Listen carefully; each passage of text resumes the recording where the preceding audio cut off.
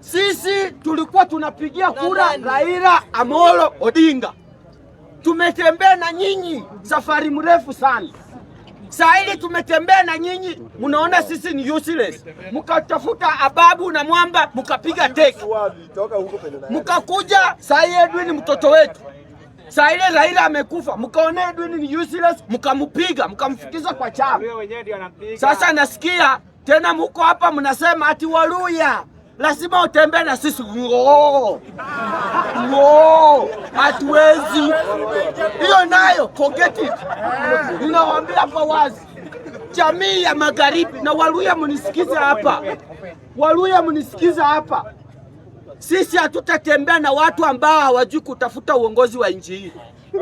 Tunaenda kutafuta uongozi na jamii ambayo imeonja urais, na hiyo jamii ni ya Wakikuyu. Na sisi sio nayo bwana, usituweke kwa Wakalenjin. Sisi tunatafuta uongozi na Wakikuyu. Sababu ya nini? Hata Wamalwa alitembea na Mwai Kibaki akakuwa vice president. Wallahi bilahi, Wamalwa kama angetembea na hao watu angekuwa kitu. Hao watu maji iko Mombasa, maji iko kama ila mahali. Hawa watu wa maji si watu wazuri. Sasa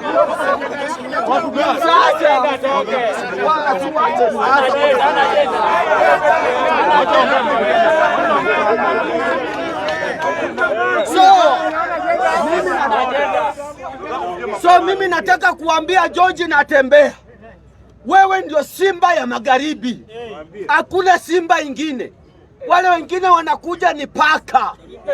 Sisi tunataka kuambia Natembeya, kwa ile meza ambayo utaenda, usipokuwa kwa hiyo meza, piga kila mtu silaha, tuvunje hiyo meza, twende mahali pengine. Hatutakubali mtu yoyote 2027 kutupanga kama jamii ya magharibi. Nyinyi si mnajua, nyinyi watu wa maji tumetembea na nyinyi.